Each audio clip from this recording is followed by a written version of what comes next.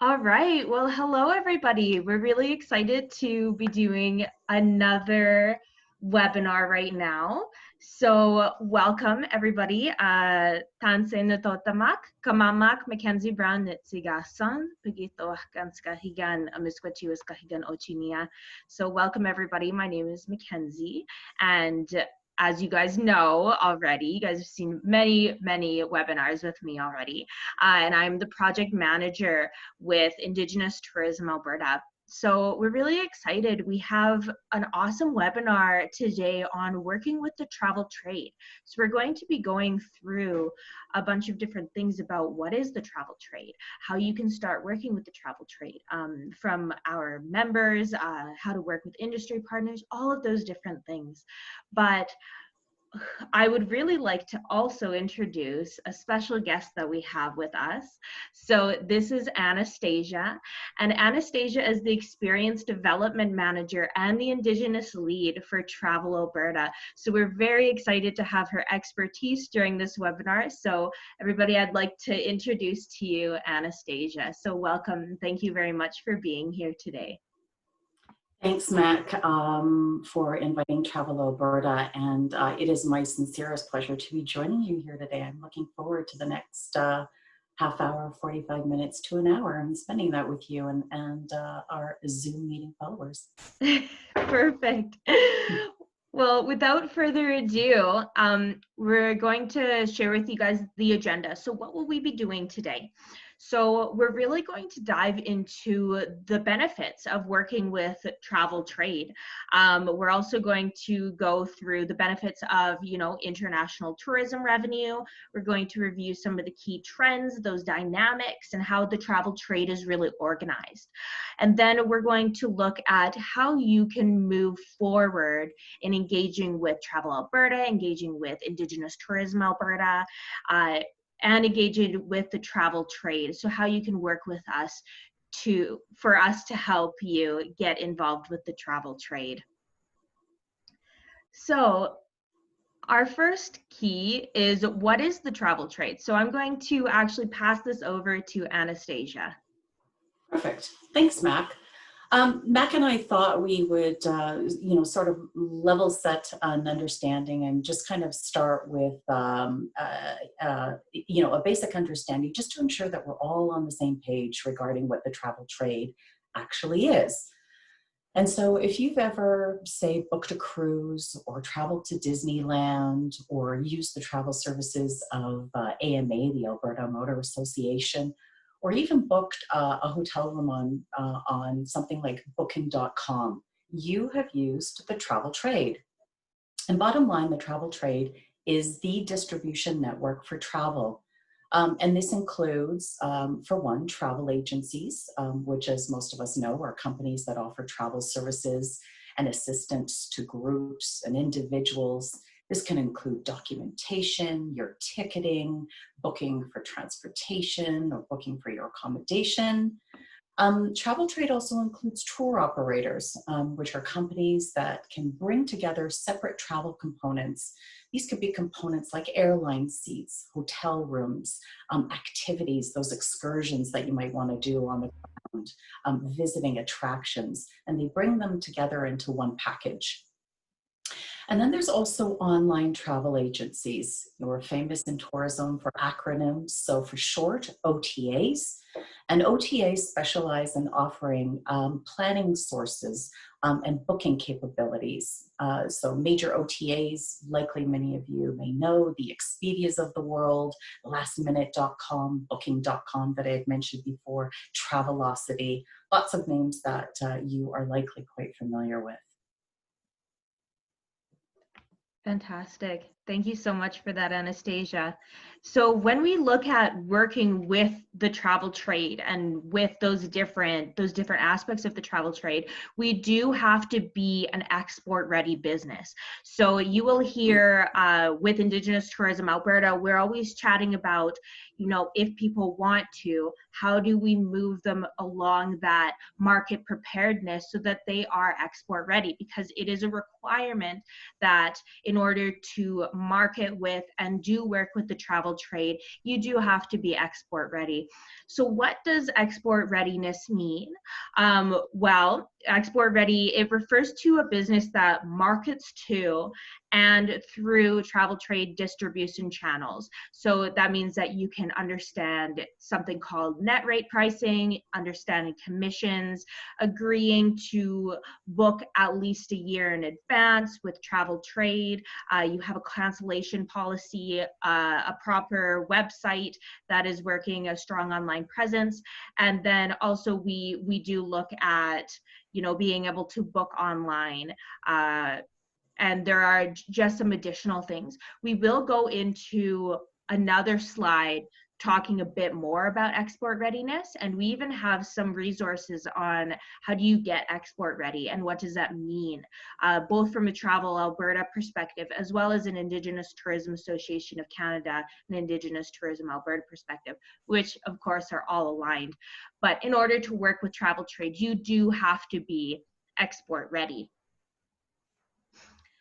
So what are some of those key benefits? Why? Why do you want to be able to work with travel trade? Or why would it be a great thing to work with travel trade?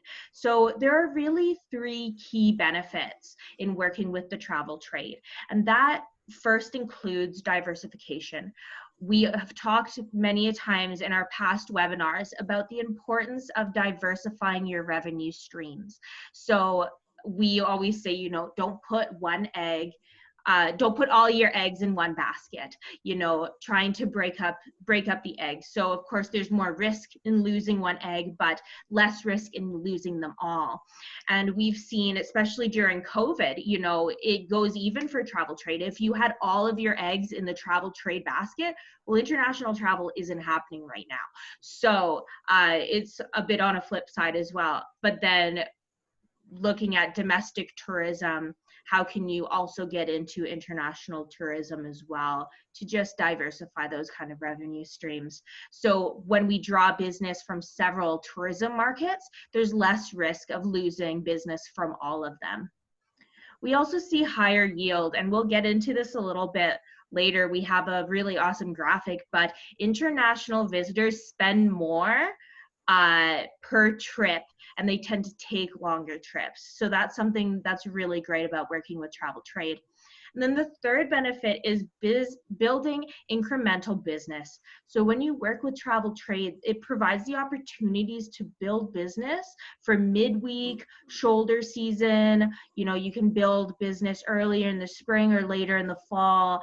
We know that like domestic travelers, we're really gung-ho to travel on the weekends when we're free, but international travelers, when they're taking a trip, it's throughout the week and sometimes in those shoulder seasons. So it just really helps to build that incremental business.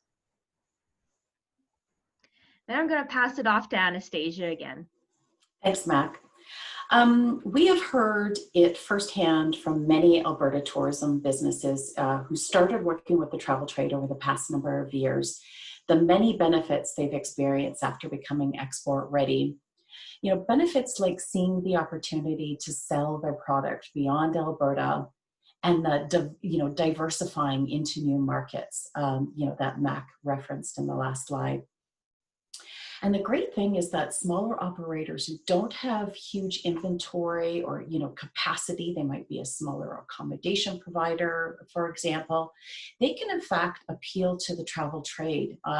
This market is not just about large groups, and many think about, seeing the great big coach tours, coming through the Rockies, coming through the province.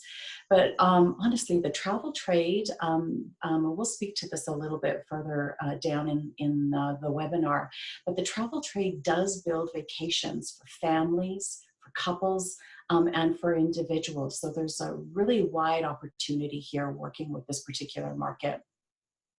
And the travel trade poses this great opportunity, as this slide speaks to open your activity or your business to the world and subsequently bringing in new revenue streams. Working with the travel trade provides a long-term opportunity to enhance revenue, to extend business into a season where you currently see a need, and building business during the weekdays. And to unlock this, we call it this doorway into new markets, you're going to need to adjust your business in a few key ways. And we'll be speaking to this throughout today's webinar. But off the top, you'll need to offer what is called a net rate, which is typically 20 to 30% below the regular rate if you were dealing with a receptive tour operator. We'll speak a little bit more about that later. And you'll need to commit to prices and product at least a year in advance. So this is a really long lead market. And you may need to sign, very likely need to sign contracts with travel trade partners. And we would like to encourage you, be patient. This is a market that needs time. It needs massaging.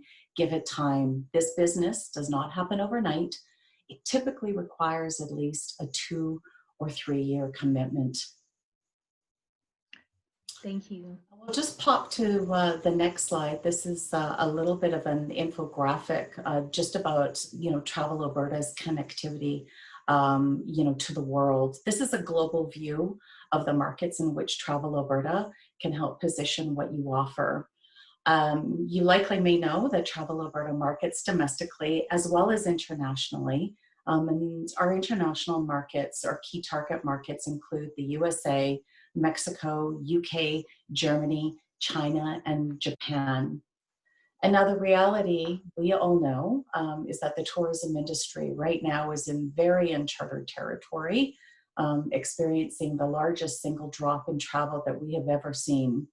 And before the pandemic, Alberta tourism was an $8.9 billion industry. It was on a growth trajectory, supporting nearly 73,000 jobs and being a central player in Alberta's economy. Tourism's importance to the province's well-being was and it will continue to be especially critical during periods of volatility within the energy sector. And we're just confident Alberta's visitor economy still holds great promise as a core pillar of economic diversification into the future. And this travel trade piece and export readiness conversation is still, continues to be valuable, to be had now and continuing to be had as we move forward. Fantastic. I'm really happy that you brought up that fact because, we've been having a lot of discussions with Indigenous Tourism Alberta, Travel Alberta, all of our partners on we need to get ready so that when international travel does open up, that we are at the forefront of it. So I'm happy that you brought up that it's important to still have these discussions, even while, we have been seeing that we're going into a second wave, but it's important to have these discussions so that we can prepare and we have the time to prepare for when borders start to open up again. Absolutely. Absolutely, Mac. So from an Indigenous Tourism Alberta perspective, we wanted to just talk a little bit about the demand that we see for Indigenous tourism experiences. So there was some research that came out in 2019 from Destination Canada, along with Indigenous Tourism Association of Canada. And we found that 1 in 4 domestic travelers are interested in an Indigenous experience, an authentic Indigenous tourism experience. And that's even higher for our international travelers. We see a demand of 1 in 3. So these are huge numbers. And right now we see that the demand outweighs the capacity that we currently have. And when we look from an Indigenous Tourism Alberta perspective, we take a look at the market snapshots that we have. So we don't market to specific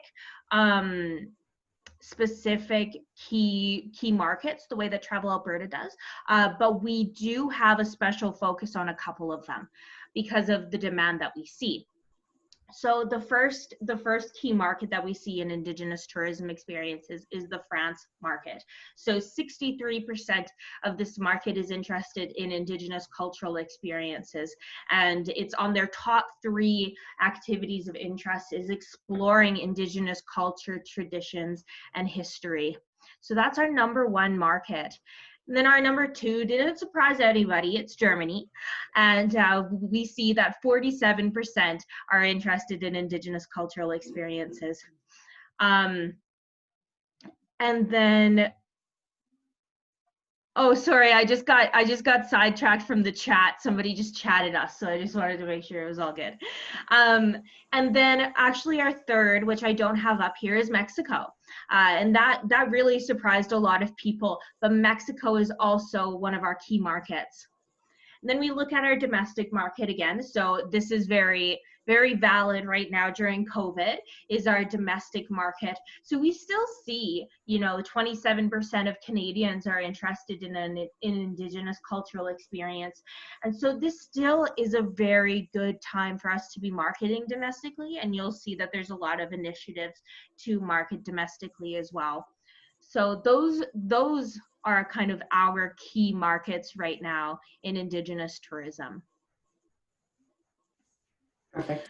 If I could add to everything that, Mac just said, in terms of, the challenge that we are, facing in terms of achieving a strong growth rate in tourism revenue past the pandemic, through this rebuild stage and beyond, we will not only need to work together to keep Albertans traveling in Alberta and experiencing your business, but at the same time, working to bring new dollars into the economy by inspiring international travelers to choose Alberta as their vacation destination when it's safe to do so. And so the question is, how do we face that challenge? And to attract visitors to come to Alberta, we need to approach the global marketplace with more export-ready product and the capacity to host those international visitors that spend more a trip, they stay longer, and these are people really compelled by our brand promise. And the limited number of marketable tourism experiences is a significant risk in achieving future success in international markets. Our growth numbers may very well be a little uncertain at this time, and the rebound is projected to take a number of years. But to defend and grow and continue to have these conversations about business in Alberta, like Mac, said, we need to continue even now to work together, Team Alberta, Team Indigenous Alberta, to increase the number of Alberta experiences that are export ready, provide those experiences to the travel trade that we work with, get those net rate flat sheets, we're going to talk about those in a minute, all in an effort to continue to attract international business to Alberta as borders reopen and the travel trade market slowly starts its recovery. So I put this slide in because this is currently where Indigenous Tourism Alberta is at with our members. So when we look at this, 45% of our membership currently is in development or visitor ready. Then we have 34% in that market ready stage, and then 21% in that export ready stage. So we put this up here because you can see why we are trying to work with our members to shift them in their market preparedness so that they can become export ready, because as we had mentioned before, in order to work with the travel trade, we do need those export ready businesses, and that it is a bit of a risk when we don't have that large number of marketable tourism experiences. So that's why we have certain roles in place, development things that we're doing to really help out our members to get to that export readiness level. So this is a little bit of a visual in terms of some market strategies that are connected to business strategy, brand strategy, and then obviously market it out. These are the 4 key marketing channels that Travel Alberta works within. Travel trade circled, as this is our primary point of topic today. And to get the experience that you provide here in Alberta to long-haul markets, a major channel that both collectively ITA and Travel Alberta use in our marketing strategies is the travel trade, which is working with companies such as Jeanview or Discover Holidays, for example. You may be familiar or may not be familiar with 2 of these companies. And we work with them to represent you, to help sell you and your business to their customers. So a very high level example, let's say I, Anastasia, am a travel agent with a travel agency overseas. And I'm sitting with and consulting with a couple who are looking to take a trip to Western Canada. You know, information about your area, region, your business needs to be in our agency system for me to properly sell you. I mean, if you're not in the system and I'm sitting in, you know, a little office in London, you know, I've got the whole world, you know, to sort of know about. If you're not in our system, the likelihood is I probably don't know anything about your tourism business. So Mac, relative to ITA and your marketing channels, is there anything that you would like to add to this slide?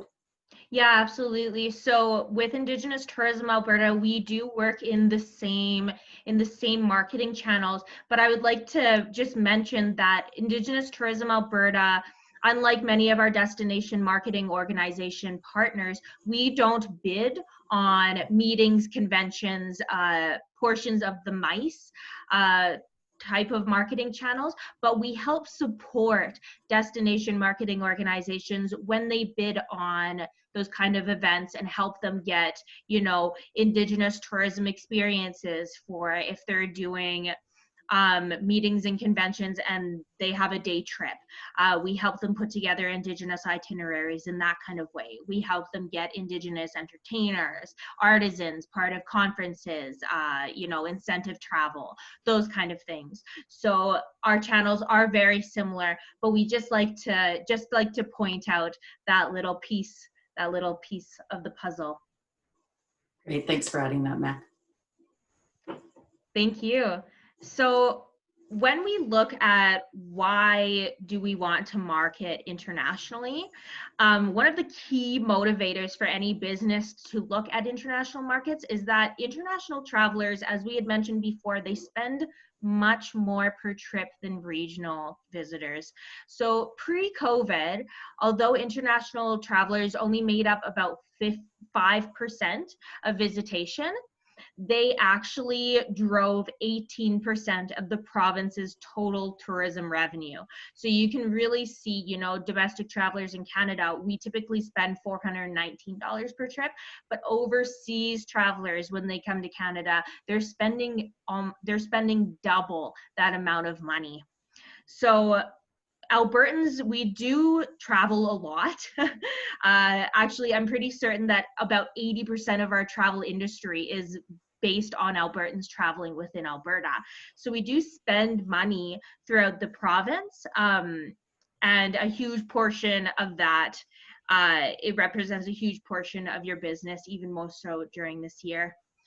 But our business development activities in international markets, it not only drives awareness of Alberta as a viable and safe travel destination, but as we see those borders reopen and mandatory quarantines cease, you know, we have those rapid testings happening right now, there is definitely optimism about the opportunity to drive new money and new visitors back into our economy.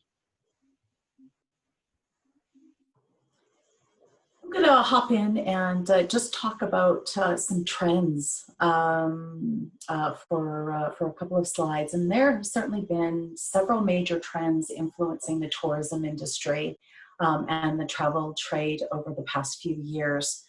The first being changing demographics. And this is, we're seeing this having an impact on group tours. We're seeing that, you know, the traditional group tour market is aging beyond their active years. And there's this new mature market that has a much younger mindset. So you can see in terms of, you know, different travel motivators, activities that may, you know, different activities that might appeal to this mature market versus the typical traditional group tour market of years gone by. Travel consumers are demanding flexibility, they're demanding choice, more in-depth and meaningful experiences. You know, we've been talking about this at the ITA, Travel Alberta, ITAC, Destination Canada level about, you know, experiential travel and transformational travel. You know, these have typically not been, or have typically not traditionally been characteristics of group tours and are forcing group tour operators and companies to rethink their product offering. We're also seeing a growing demand for shorter trips, packaged vacations where, say, you have a flight, a hotel, other transportation, activities built in. Used to be sort of your typical 7 days, 10 days, 14 days in duration. And today we're seeing there's more of a demand of getaways of a few days in duration, particularly for North American travelers. We're still seeing Europeans continuing to, desire to stay longer, travel longer. And given the current COVID-19 landscape we're experiencing, it should be no surprise that people are more concerned about health and safety aspects. And this includes them being able to access and understand any regulations, guidelines, your policies, protocols in place for a destination and its experience providers. In terms of your own COVID policies and protocols, we highly recommend that you over-communicate what health and safety practices are in place. Do this on your social platforms, websites, of course, direct one-on-one communications with guests. And as borders reopen and we see, hopefully see mandatory quarantines relax, having more export-ready businesses also promoting their health and safety guidelines will be of benefit in helping to position Alberta as a whole to the international market moving forward. That's fantastic. I also just wanted to point in as well that we've seen a big opportunity in terms of Indigenous tourism, because Indigenous tourism experiences tend to be tinier, more one-on-one, in areas where we live in this beautiful, vast country that has a lot of space. And that is something that is really going to differentiate ourselves, as being a safe country that people can come and experience. Yeah, I don't disagree with you, Mac. The whole sort of, perspective of wide open spaces and outdoor experiences is certainly going to be advantageous. And I would highly encourage, if you are an operator or a tourism business that, does outdoor or, has some of these, beautiful landscapes that you're taking visitors out to position that in your marketing collateral and, of course, in your export-ready net rate flag sheets that we're going to talk about. Just wrapping up some trends, just in terms of, the fact that travel consumers are increasingly wanting a vacation that is tailored to their needs. And you know what? They don't want to pay more for that. They're expecting an amazing experience, great service, no headaches, bulletproof consumer protection. And when it comes to long-haul travel, they dream and they plan on the internet. But then they still rely heavily on traditional booking methods of going through a travel agency or a tour operator to book their long-haul vacations.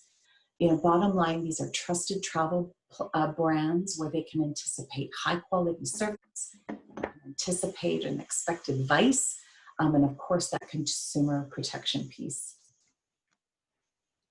Fantastic. So now we're going to get into what is a receptive tour operator. We've kind of alluded a little bit to what is a receptive tour operator throughout the webinar, but in order to work with the travel trade industry, it's really important to understand the structure of the travel trade industry. So this is a bit of an overview on what is a receptive tour operator. So we just want to point out that a tour operator and a receptive tour operator, they are not the same thing. This is a common area where people get confused. What a receptive tour operator is they are a Canadian-based tour operator specializing in Canadian tourism experiences and products. So an RTO, as we call them in the land where we use all the different acronyms in this industry.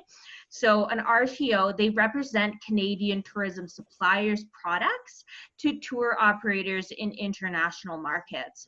So some of the really high up Canadian ones that are leading inbound operators that we see in Canada include John View Canada, we have Discover Holidays, and we also have TPI as well. So this is what a receptive tour operator is. And then what a receptive tour operator does is they produce a listing of all of their destination and tourism suppliers in a publication known as a tariff. So you can see these are examples of what a tariff is. And a tariff, it's a listing of all of the receptive tour operators, destinations, and tourism supplies in this nice publication. So they will offer travel experiences individually or within a range of packages or itineraries. And then the RTO will create packages based on the demand from tour operators and at the suggestion of local and provincial tourism offices.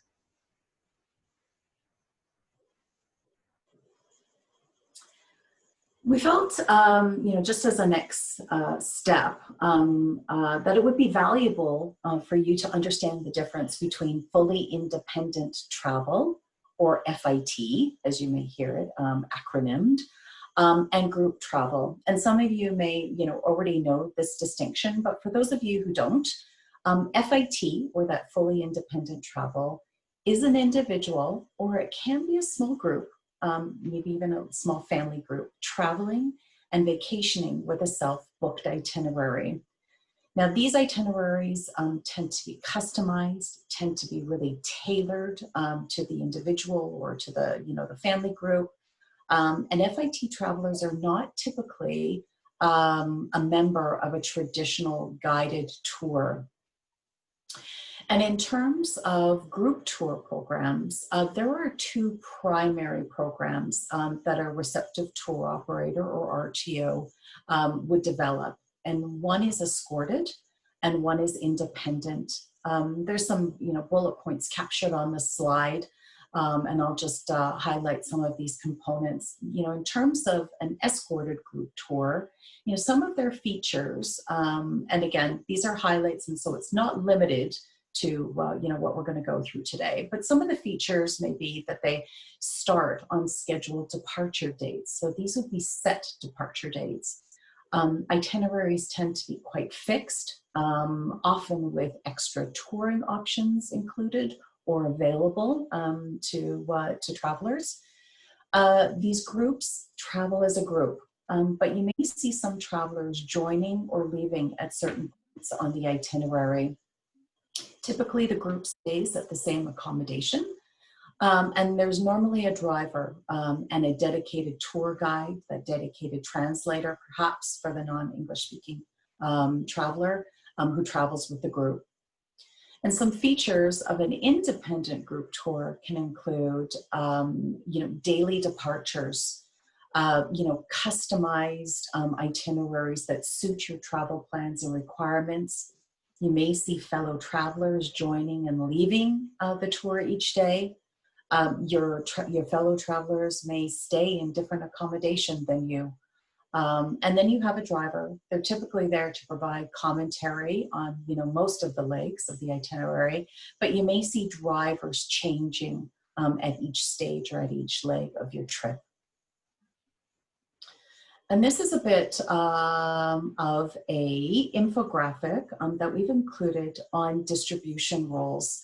And this is an overview of the travel trade distribution system, just to paint a picture on how this all works in terms of the connectivity from a supplier, which is you, through the travel trade, channel, and then ultimately getting your product into the hands of a consumer.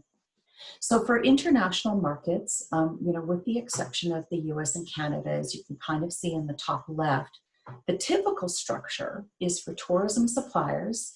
And when we say suppliers in this webinar, we are referring to you and your business, to work directly with a Canadian-based receptive tour operator who in turn represents you. And then you can see that third column, representing you to tour operators, wholesalers, and travel agents. You know, ultimately, they are marketing on your behalf your experience, your product to this next stage of the travel trade through this distribution channel.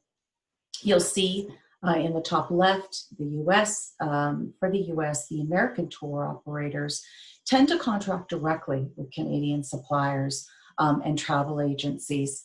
And that includes online travel agencies, those OTAs that resell your experience.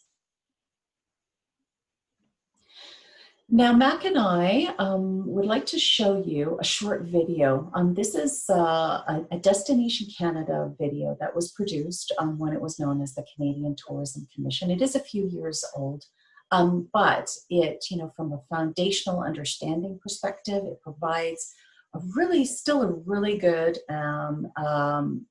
firsthand perspective into the benefits of working with a receptive tour operator.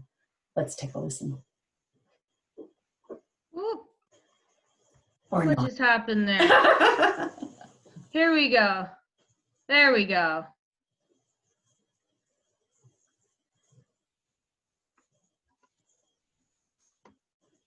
As a receptive operator, we go all over the world promoting Canada and all the various products that we sell from coast to coast to coast. And we do that by playing a facilitation role between the supply base here in the country and taking that to market to international tour operators so that they can put together Canadian programs with a one-stop shop. We're always looking for brand new, exciting products that we can take around the world to showcase our destination. And if you have something that you think is exciting and you have passion and drive to be able to sell that product, then that's pretty much all we're looking for, to be able to take what you have to everybody else. We play a large education role and a large raising awareness role with suppliers across the country because the suppliers, while they have a large domestic business, are interested in entering the international market. I don't have the time to educate every little product about the way we work. It's very time consuming, and I'm taking care of all of Canada. It's a very large country, and I just can't do it. That's why, one of the reasons why we work with Receptive.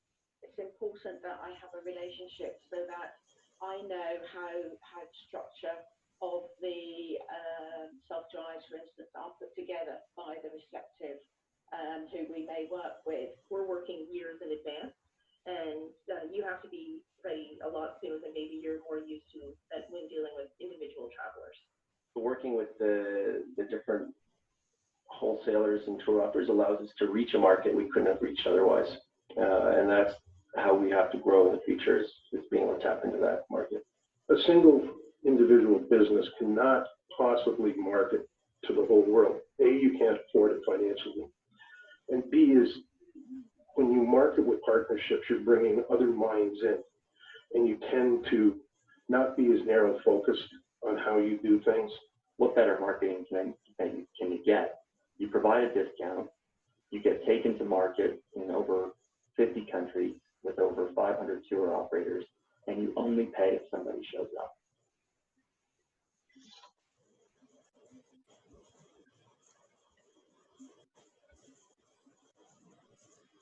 Fantastic. So I'm just gonna exit the full screen here. There we go. So what have we heard? So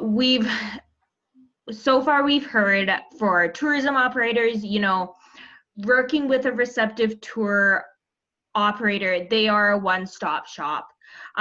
You know, Canada is big, it's complex, and so, you know, being able to work with travel trade, it plays that educational role. Receptive tour operators, they can help market and increase awareness of what you offer in international marketers. And then for tourism suppliers, for you guys, for tourism operators, you know, we see there's the ability to reach new markets. You can work with tourism suppliers on contracts. They want you to succeed at the end of the day, and they really can increase that marketing awareness of what you offer in international markets. And then they also help to play that educational role. So again, we're getting back to that export ready essentials list. So we've covered kind of key benefits of working with travel trade and attracting that international business. We've looked at some of the current trends, how travel trade is structured. And so if you're interested in moving forward to determine how you can work with travel trade, these are some of the next steps that we really recommend for you. So in order to work with a receptive tour operator, you do need to hold the appropriate licenses or liability insurance, and to make sure that you have the ability to prove that upon request. Especially, you know, like when we're bringing over international travelers, we really want to make sure that we have those licenses and that insurance to keep them safe and to keep you safe as well. Some receptive tour operators, they may require you to have the ability to accept payment from overseas clients and to set up billing requirements. So whether this is through check, through wire, through credit card, we've seen through WeChat with the Chinese markets. Number 3 is it's really important for you to have net pricing. So we've chatted about this before. Don't think of net pricing as a cost or a discount, but think of it as an investment. It's quite common that you will offer a 20 to 25% off rack or retail rate, and that is because the way that it works along the chain. So detailed pricing and program information to RTOs will need to be provided at least 1 year in advance for selling season as well. And that's appropriate based on the channel. So leading times, they can and may exceed 1 year. So be prepared to set up billing arrangements with an RTO, and know that they'll likely ask for credit terms as well. And be sure that you can accommodate these terms and still continue to operate your business effectively. Number 4, another thing that we look at is you do have to demonstrate a commitment to enter and stay international markets for a minimum of 3 years. So we had mentioned before, new businesses don't happen overnight.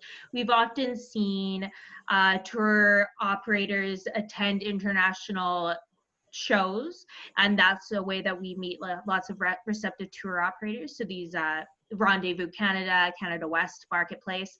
So we've seen businesses enter these marketplaces and then get very frustrated when they don't have contracts after a year. So remember, it's building a relationship, and it doesn't happen overnight. That it will take a minimum 2 to 3 years in order to create that.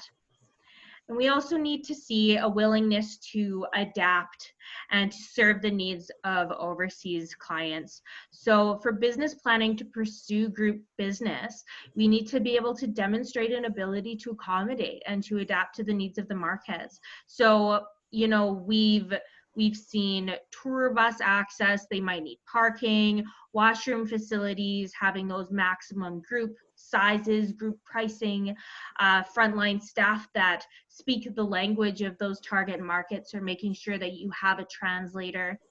And during contract negotiations, and we had mentioned that most of the time you will be entering a contract, be prepared to discuss those special needs of clients. So this will change depending on what market you're working with, but we've seen for the Chinese market, for example, you may be asked to provide a hot water kettle in the room for tea and noodles. They like a hot breakfast or buffet, serve hot water at breakfast, slippers in the room, toothbrush, toothpaste in the room already. We've seen for the Japanese market, for example, they like to stay in the same hotel or motel. They like twin beds in their room, bathtubs in their rooms, again, hot water kettles. So the point is that there will be special cultural needs that will come up that you will have to adapt if you want to work in the international travel trade markets. Perfect. So I had mentioned before the idea of the net rates and those rack rates, those retail rates. So this is a great graphic to show you where that money kind of goes. So again, don't think of it as a cost or a discount, but rather an investment. For receptive tour operators, they have to make sure that it is also financially viable for them as well to invest in your company. So as a tourism supplier, you'll typically be asked to offer a 20 to 30% net rate to the receptive tour operator. And then tour operators and wholesalers, they may specifically require a 20% net rate when working directly with suppliers. So that's with you. And then travel agencies, they require to make at least a 10% from the sale of your travel experience. So you see how it starts to kind of work backwards, how you offer a 20 to 30% rate, the RTO will offer a 10%, what have you. You see how it starts to filter down. So if you're working with a receptive tour operator and your program typically sells directly to customers, so that is the retail rate of $100, you know, so you have an experience and you typically charge a customer $100, you would provide a net rate to the receptive tour operator of $80. So that's what it means by net rate. This can be a little bit confusing. So if you have a business and you want to get into this and don't quite understand what net rate means, feel free to reach out to us.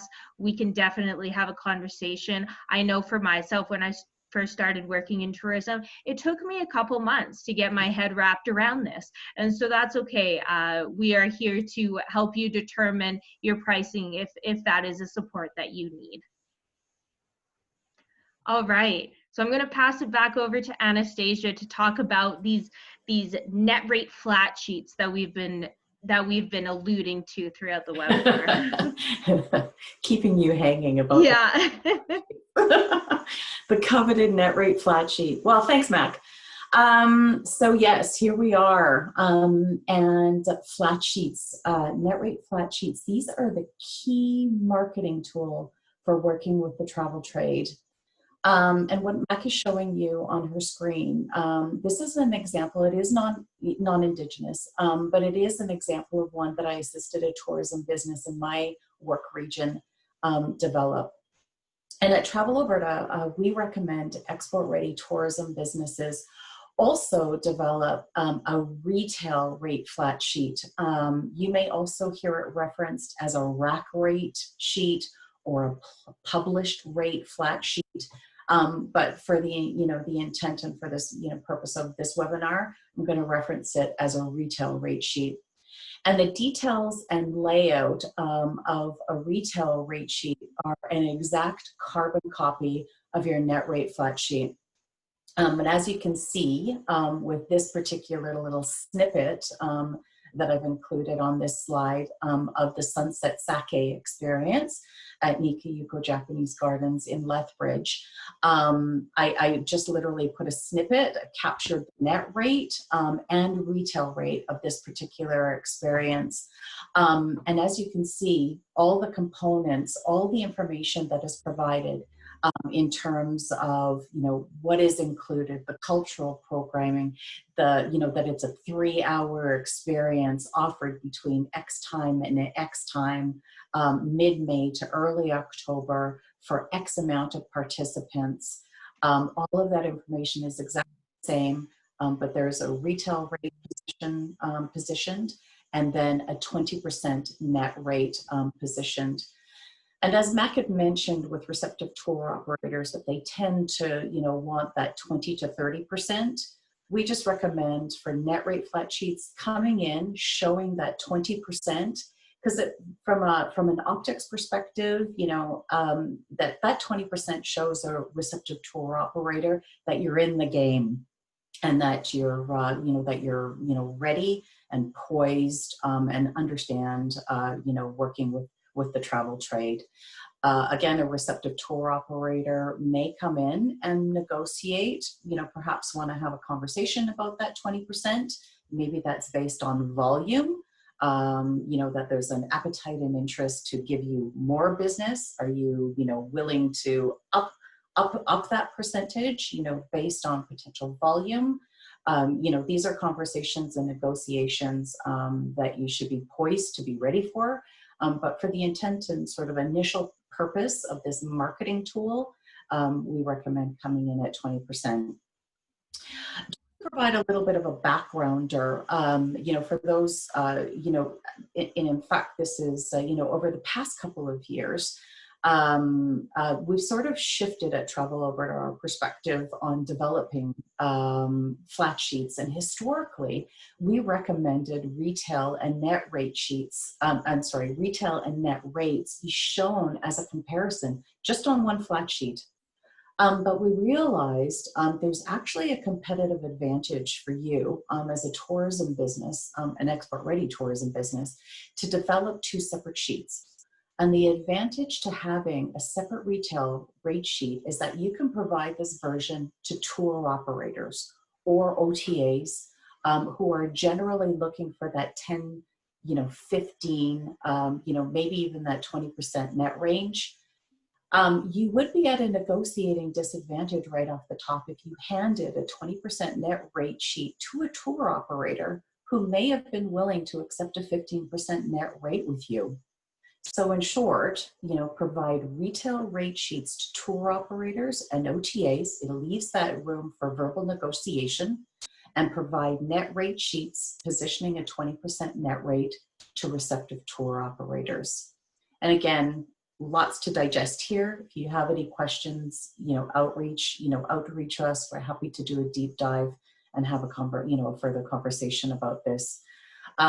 Of course, inclusive of a flat, of a flat sheet, we're just talking a simple 8.5 by 11 page, double-sided. You know, there is some essential information that needs to be highlighted. This slide shows some of the suggested, you know, experience and package details like I spoke to in terms of the components, seasonality, when the experience is being offered, group size. And the next slide that Mac's going to flip to is just a little high level example of some of the details that can be included, or that we would recommend being included on the back side of the sheet. Again, pulled from Nika Yuko Gardens flat sheet, reflects its location in the province as well as its proximity to international airport gateways and other key, you know, export-ready attractions or, you know, internationally recognized sites within the Canadian Badlands region. You know, we feel these are really important details to include in your flat sheet. Especially, you know, think about this, you may very well be connecting with or, you know, speaking to a tour operator that has never been to Alberta before. You know, their Western Canada experience may have just been Vancouver. They kind of know Alberta's next door. They really don't have an idea where Edmonton or Calgary is, or maybe they've been to Calgary and don't know where a Lethbridge is, or, you know, where your particular, where your particular business resides. Are just not familiar with that particular part of the province. So this type of information gives them this visual cue, helps them really understand how your experience may just fit in just wonderfully, perfectly into an existing itinerary that they happen to have running through your area or past your business for the past few years.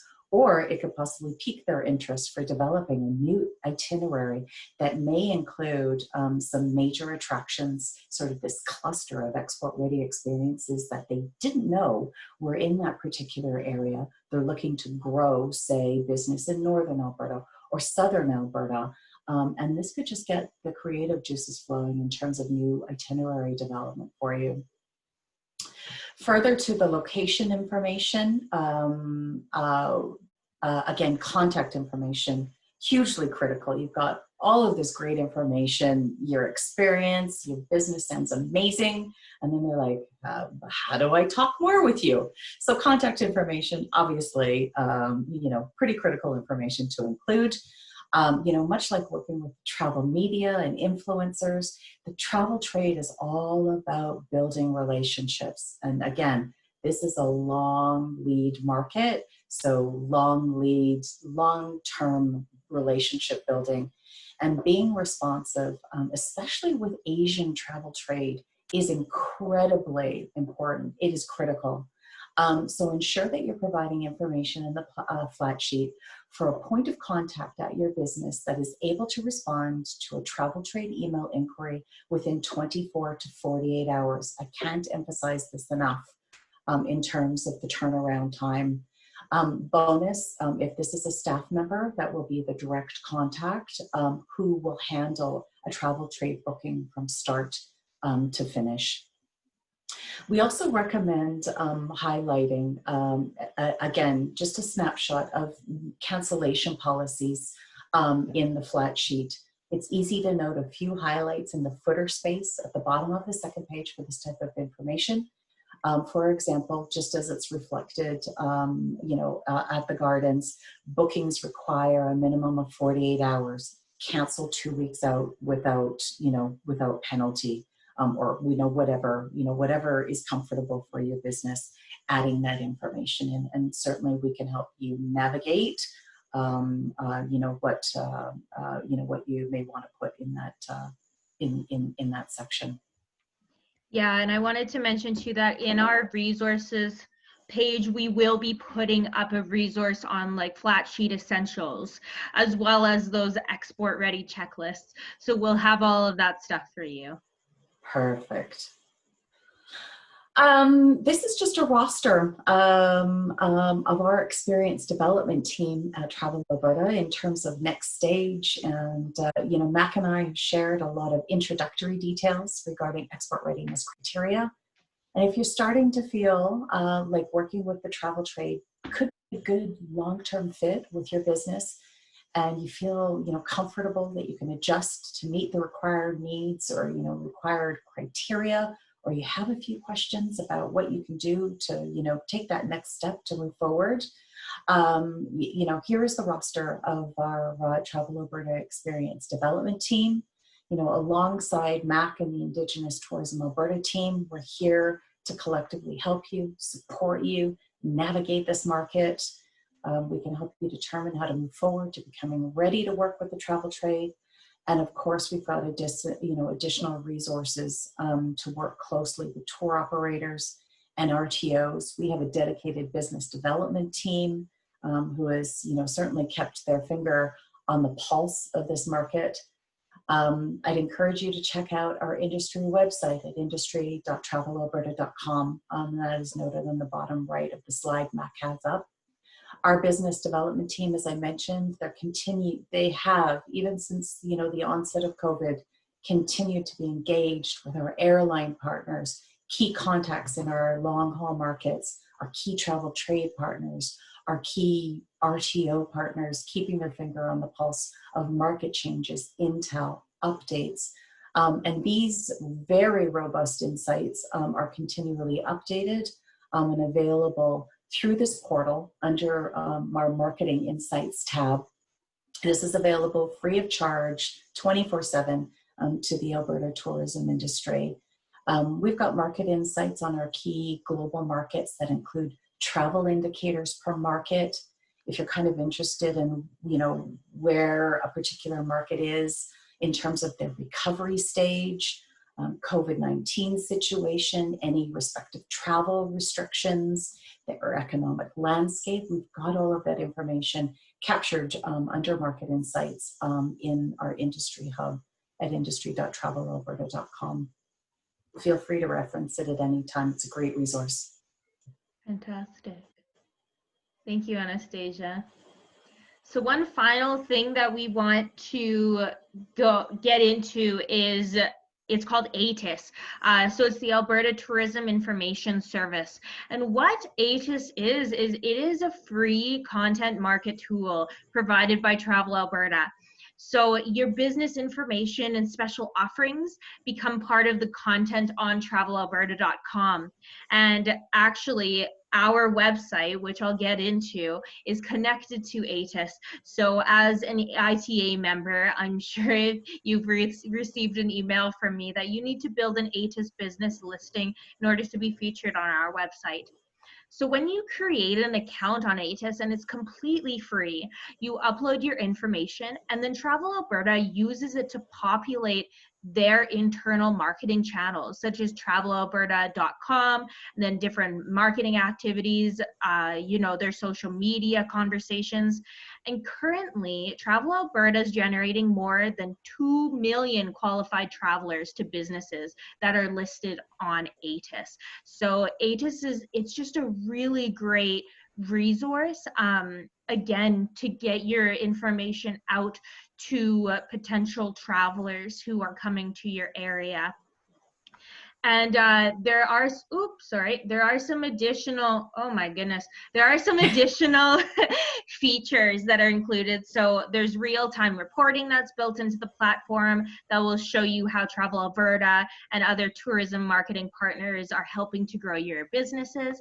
And then there's additional partnerships with, external publishers to extend the reach of your content as well. And so I wanted to show you guys, this is a screen capture of our Indigenous Tourism Alberta. So everybody who's featured here, we directly pull from ATIS, from the Travel Alberta information system. So if you want to be on our website, you do have to create an ATIS, and then also to make sure that your pictures are populated on your ATIS. But it's a really great way of cross-promoting your business on both Travel Alberta as well as Indigenous Tourism Alberta, and it's completely free. So we just wanted to plug that in quickly as well. So we do have, that does bring us to the end of our presentation. So if you guys have any questions, we do have a chat. Oh, I see that somebody's chatted already. Oh, it's Anastasia chatting to me. So I know that we are right at noon. So if you guys have any questions, what we'll ask you guys to do is you guys can either reach out again to the experience development managers at Travel Alberta, or if you have any additional questions, feel free to email them to us at info@indigenoustourisamalberta.ca. And before I close off, I would just really like to thank Anastasia again for coming and joining us. You provided some really, really amazing information for our members today. And we will be able to find this up on our YouTube and then on our resources on our website.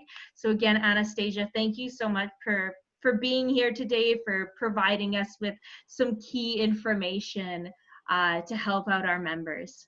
Thanks for having me, Mac. I really appreciate it. Fantastic. Okay, well, that brings us to the end of our presentation. So please have a great day, everybody. And again, if you need to reach out, please do so. You have both our contact information at Indigenous Tourism Alberta, and then as well the support that we get from Travel Alberta. So thank you guys again. Take care and have a great day.